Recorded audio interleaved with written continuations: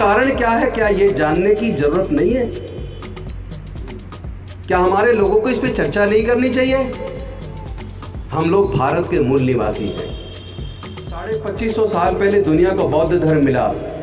लगभग 2500 साल पहले हमारी खुशी होती है कि हड़प्पा संस्कृति हमारे बुजुर्गों की बसाई हुई संस्कृति थी। सम्राट अशोक के टाइम पर भारत बौद्धमय था, लेके म्यांमार से काबुल कंधार तक पूरा भारत इतिहास तो बहुत गौरवशाली है। तो फिर वो कौन लोग थे जिन्होंने हमारे इतिहास को खत्म करके हमारी संस्कृति, जिसमें जाति के आधार पर उत्पीड़न है, जिसमें कोई व्यक्ति जन्म से नीच और कोई जन्म से ऊंच है, किसने बनाया ये सब? क्या हमें ऐसी संस्कृति को मानना चाहिए? स्वीकार में जाति है तो जाति किसने बनाई और क्यों बनाई, और उस जाति के बनने से किसको फायदा और किसको नुकसान हुआ?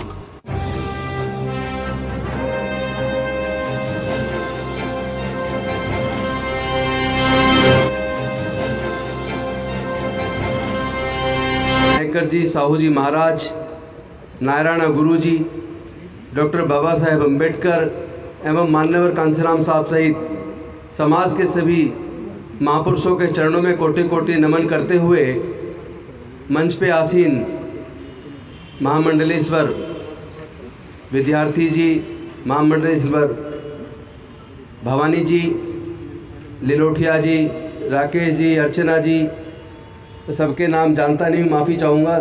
आप सब लोग शामिल हैं, रविशंकर जी, गौतम साहब, जत्थेदार जी, भास्कर जी और साथियों, सबको क्रांतिकारी जय भीम। सबसे पहले मैं आप सबको भगवान वाल्मीकि जी के प्रकटोत्सव दिवस पर शुभकामनाएं देता हूं।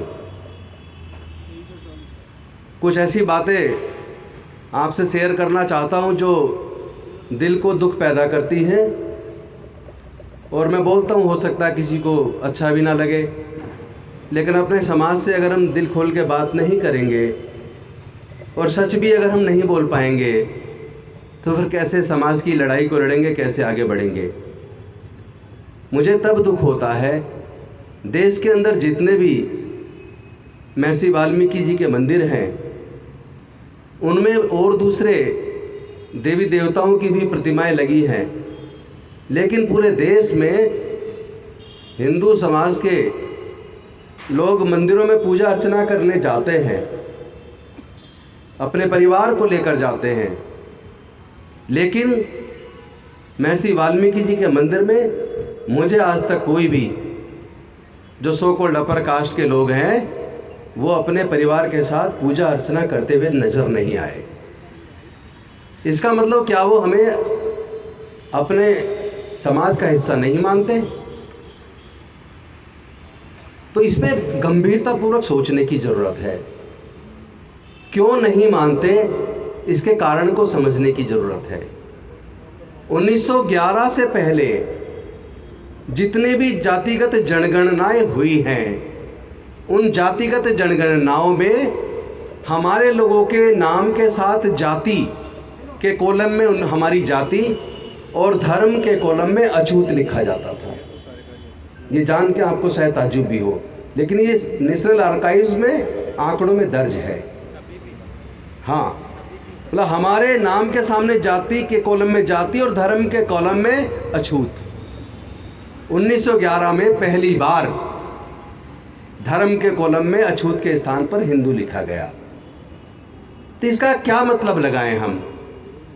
हमारी बहन बेटी के साथ बलात्कार हो, हमारे किसी भाई की हत्या हो, थाने में हो या बाहर हो, तो 10 लाख रुपए मुआवजा। और अगर जिस समाज ने हमारा हजारों साल तक शोषण किया उनकी हत्या हो तो 40 लाख और 1 करोड़ रुपए मुआवजा, और साथ में क्लास 1 की नौकरी या दूसरी नौकरी। तो ये भेदभाव क्यों? इस भेदभाव का कारण क्या है, क्या ये जानने की जरूरत नहीं है? क्या हमारे लोगों को इस पे चर्चा नहीं करनी चाहिए? हम लोग भारत के मूल निवासी हैं। भारत को बनाने में हमारे बुजुर्गों ने अपना पूरा जीवन लगाया है। अब से लगभग 525 साल पहले दुनिया को सिख धर्म मिला। लगभग 1400 साल पहले दुनिया को इस्लाम मिला, लगभग 2000 साल पहले दुनिया को ईसाई धर्म मिला, लगभग 2550 साल पहले दुनिया को बौद्ध धर्म मिला, लगभग 2600 साल पहले दुनिया को जैन धर्म मिला, लगभग 3500 साल पहले दुनिया को सनातन धर्म मिला। सनातन धर्म से पहले पूरे दुनिया में कोई धर्म नहीं था, लेकिन इंसान था और हमारे पूर्वज थे। और मुझे आप सबके सामने ये बात करते हुए अपार खुशी होती है कि हड़प्पा संस्कृति हमारे बुजुर्गों की बसाई हुई संस्कृति थी। 200 नगर हमारे विकसित शहर थे उस वक्त, और उन 200 नगरों में नाले ढके हुए होते थे। हड़प्पा संस्कृति के इतिहास को पढ़ लेना, उस वक्त नाले ढके हुए होते थे, घरों में कुएं होते थे, टॉयलेट होते थे। आज स्वच्छता अभियान की और टॉयलेट बनाने की बात की जा रही है। हमारी संस्कृति में तो घर घर में टॉयलेट थे, लेकिन हमारी संस्कृति को निस्तनाबूद किया गया, 200 नगर को बर्बाद किया गया। याद कीजिए सम्राट अशोक के टाइम को। सम्राट अशोक के टाइम पर भारत बौद्धमय था, लेके म्यांमार से काबुल कंधार तक पूरा भारत बौद्धमय था। हमारे बुजुर्ग बौद्ध थे। आज देश के किसी भी हिस्से में अगर कहीं खुदाई होती है, तथागत बुद्ध की प्रतिमाएं निकलती हैं।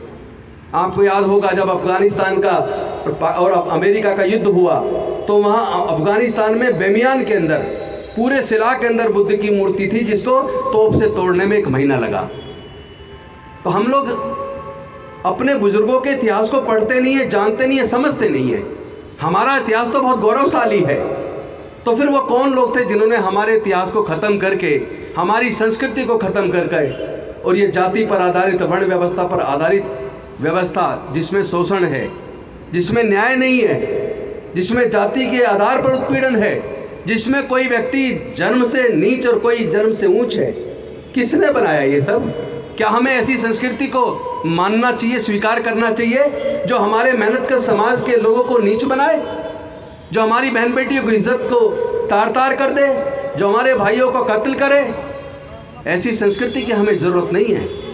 हमें समता चाहिए, न्याय चाहिए, भाईचारा चाहिए, शांति चाहिए, प्रज्ञा चाहिए, शील चाहिए।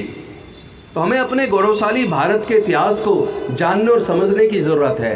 अमेरिका के अंदर जातियाँ नहीं है, चाइना के अंदर जातियाँ नहीं है, जापान के अंदर जातियाँ नहीं है, कोरिया के अंदर जातियाँ नहीं है, रसिया के अंदर जातियाँ नहीं है, इंग्लैंड में जातियाँ नहीं है, फ्रांस में जातियाँ नहीं है, ऑस्ट्रिया में जातियाँ नहीं है, फिनलैंड में जातियाँ नहीं है, पूरे दुनिया के अंदर कहीं जातियाँ नहीं है, केवल भारत में जाति है। तो जाति किसने बनाई और क्यों बनाई, और उस जाति के बनने से किसको फायदा और किसको नुकसान हुआ?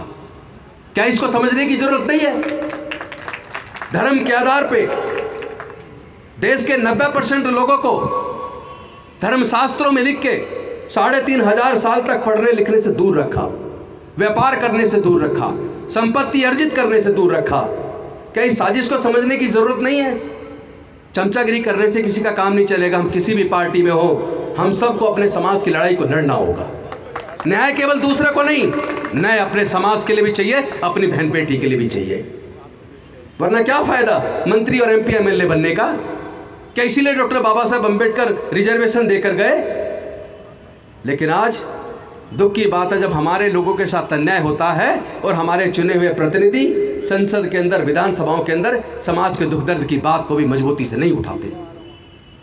इतनी गुलामी करके क्या मिलेगा? मंत्री बन जाओ, सांसद बन जाओ, MLA बन जाओ, फिर उसके बाद क्या? कोई है आज तक जो कुर्सी परमानेंट जिसकी रही हो? कुर्सी टेम्परेरी होती है, लोग आते जाते रहते हैं। और कभी कुर्सी बड़ी नहीं होती, व्यक्ति का विचार बड़ा होता है। व्यक्ति अपने विचार से, अपनी विद्वता से कुर्सी को भी बड़ा कर देता है। और व्यक्ति का अगर आचरण बुरा हो, व्यक्ति का कैरेक्टर खराब हो, तो बड़े से बड़ी कुर्सी को भी शर्मसार कर देता है। हमें चरित्र निर्माण करना चाहिए। जो भी हमारी बेटी बहन डॉक्टर अर्चना बोल रही थी, उसने PhD किया ना, करके दिखाया ना। आज दिक्कत ये हमारे समाज की बहन बेटियां जो PhD कर ले, ग्रेजुएशन करके अच्छी जगह सेटल होती हैं, उनके लिए लड़के नहीं मिल रहे। आप देख लो समाज में जाकर, वाल्मीकि समाज में लड़की अगर पढ़ जाती है, उसके लिए लड़के नहीं मिल रहे। तो हम किस दिशा में जा रहे भाई? क्या हमें अपने बच्चों को पढ़ाना नहीं चाहिए? हमारा रास्ता केवल पढ़ने से है। पहले तो ये समझ लेना, इतनी लंबी गुलामी पूरे दुनिया में किसी की नहीं रही। हमारे समाज की गुलामी 3500 साल रही है। उसका सबसे बड़ा कारण हमारे लोगों को शिक्षा से दूर रखना, संपत्ति से दूर रखना, व्यापार से दूर रखना, इसकी वजह से हम लोग पिछड़ गए। लेकिन डॉक्टर बाबा साहेब अम्बेडकर जी ने उस समस्या को समझा, उसका निदान किया, हमारे पढ़ाई लिखाई के रास्ते खोले, हमारे सरकारी नौकरी के रास्ते खोले, हमारे सत्ता तक पहुंचने के रास्ते खोले। लेकिन पिछले कुछ सालों में जो छिनाए, क्या तुम्हें पता है? क्या तुम्हें आभास है तुम्हारा क्या चला गया? आज आपसे एजुकेशन छीन ली गई है। आज आपसे एजुकेशन छीन ली गई है। पूरे देश के अंदर पिछले 15 से 20 सालों के अंदर लगभग 2 लाख सरकारी स्कूल बंद हो गए। पता है आपको? क्या जनसंख्या कम हो गई है? जब देश की जनसंख्या बढ़ रही है तो क्या स्कूल खुलने नहीं चाहिए थे? सरकारी स्कूल बंद होते जा रहे हैं, प्राइवेट स्कूल खुलते जा रहे हैं, और उसकी फीस इतनी ज़्यादा है कि हमारे समाज के बच्चे अपने पढ़ नहीं पाएंगे। कोई बच्चा सरकारी स्कूल से मेहनत करके, अपनी मेहनत से अगर इंजीनियरिंग में या मेडिकल में आ जाता है, इंजीनियरिंग के अंदर आपको जान के ताज्जुब होकर दुख भी होगा, इंजीनियरिंग के अंदर 2,10,000 रुपया फीस इंजीनियरिंग के अंदर है सरकारी कॉलेज में।